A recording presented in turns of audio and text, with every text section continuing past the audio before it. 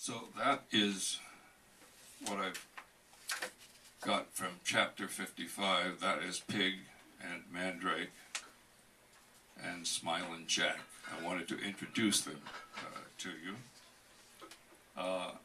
They do have a meeting, and then this that I'm about to read now, chapter 59, is the second meeting of this group. So I'll continue with chapter 59, looking for a lifeboat, which includes two additional key figures. Remember, pay close attention because you're going to get a quiz. Two additional key figures in this subplot. Derek Wainscott is the publisher who turned Charlie down and who, for reasons of professional jealousy, originally commissioned Pig to ensure that Charlie's efforts fail. And Jonathan Belknap, Charlie's friend and fellow writer, also a retired member of the company, had been leading the other side. It was Jonathan who enlisted the aid of Mandrake and through him Smilin' Jack to keep tabs on Charlie. Chapter 59, looking for a lifeboat. There they all were, Smilin' Jack, portly, dapper, dour as always. Eduardo, who'd entered the room with one eyebrow raised and never lowered it. Jonathan, poker-faced. Derek, drawn and glum, in his three-piece suit and Valentino Garavani silk tie. And Pig, chubby, cheerful, looking like a gunny sack full of unlucky kittens someone had decided to drown. "Your meeting, Eduardo," Jonathan said the moment he sat down. "Well, they've definitely got him, the Avispones cartel. Got word from my friend in the DEA. Took him to one of their southerly safe places, a secluded, out-of-the-way, difficult-to-reach hideout in a mountainous jungle area known as the Chiapas Sierra. Accessible by plane, helicopter, or tough hiking. Not even reachable by boat, too many rapids. He stood and walked to the big map on the wall. He'd planted a red pushpin on a spot in southern Mexico and now tapped his finger beside it. It appears they think he's some sort of spy," he continued.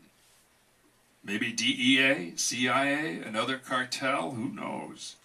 How long that will play out, I've no idea. They should, repeat, should discover that it's not so. But there's no safe way for us to help them confirm it that I'm aware of. If our luck holds, they'll figure it out in time, provided they don't just get itchy and decide to snuff him, whether or not he's a proven threat. But we better move fast, whatever we decide." Eduardo resumed his chair within a charged silence. Jonathan shuffled some papers in front of him, looked around the room.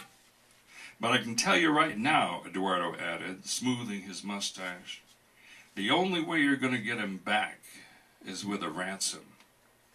If it's not too late. If he's not been shot already, or isn't by the time we finish this meeting, or get something going."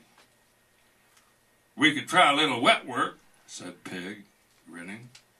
"Get together a special ops team, try to rescue him. Do the Mexican government a favor, shoot a few of their druggy vaqueros into the bargain." Eduardo was firm. "No, money is the only way."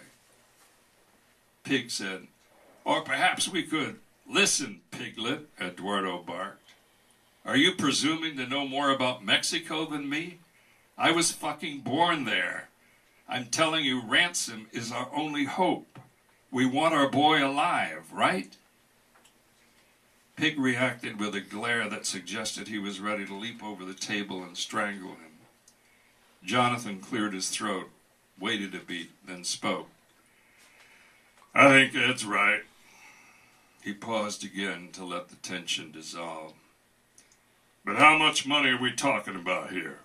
Where will we find it? How do we make contact? With whom do we negotiate?" All heads turned almost in unison toward the end of the table where Derek, as usual, was sitting. The publisher sighed and shook his head. "Wait a minute, fellows, really? Really? I understand that I'm considered the banker here, but gentlemen, my money supply is not inexhaustible. I mean, I do feel a trifle responsible, but a trifle my ass," Jonathan shouted. "If you hadn't had Charlie tailed and messed with by your boy Pig here, we'd have never had to put somebody else on him to unravel whatever mess you got him into." Even as he said it, Jonathan realized he wasn't being completely fair. He'd entered the fray unaware of Pig's assignment, only on a hunch. It wasn't that he was expecting, just Charlie's own suspected talent for dunking himself in whatever water was available. Derek was indignant. "Oh, please. I didn't tell him to go to Mexico. And I'd already asked the Crickshank step down long before that trip." Pig was rolling his eyes, but Derek continued. "Charles Abel Baker was the one who decided to go to Santa Teresa.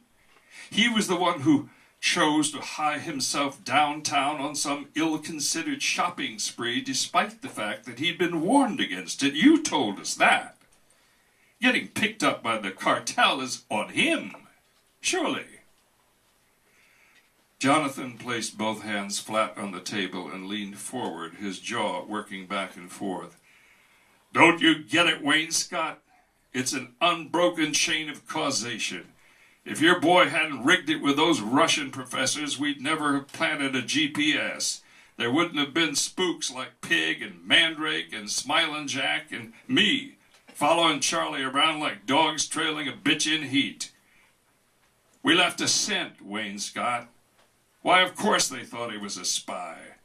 I'll warrant they already had Charlie on their radar long before he ever hit Santa Teresa." He leaned back, trying to adjust his tone to something calmer, more judicious. "I mean,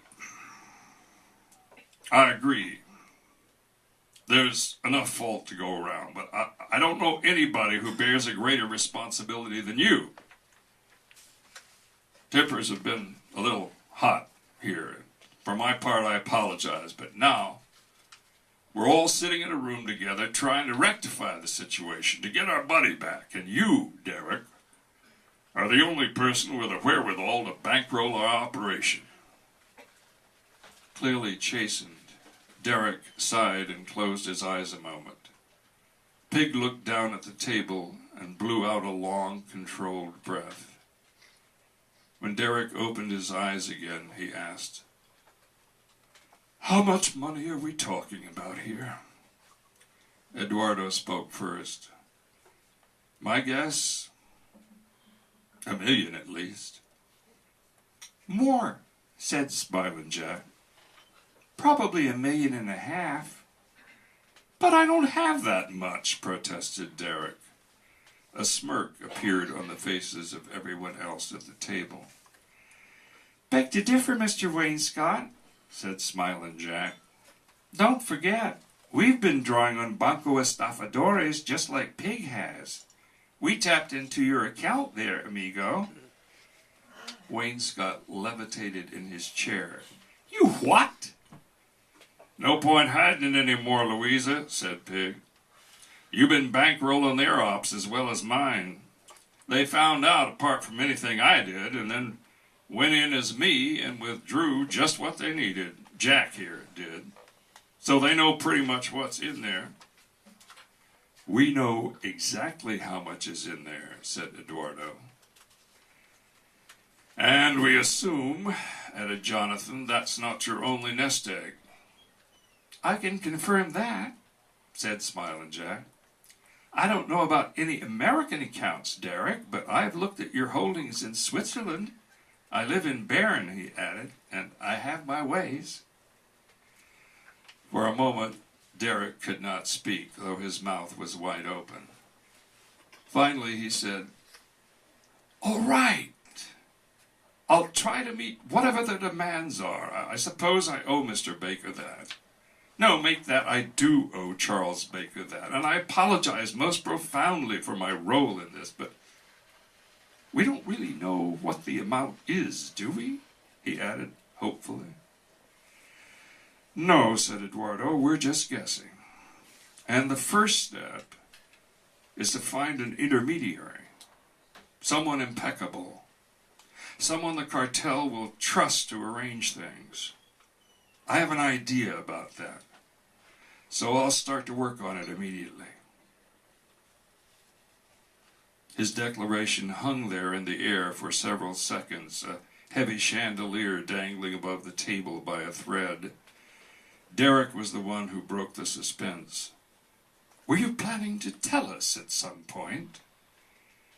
Eduardo tapped his splayed fingers together a time or two, frowning. Derek, you are the only one among us who is not professionally trained in keeping secrets. Do you think you can keep this under your hat? If I'm laying out that kind of money, I can keep anything under my hat. Thank you.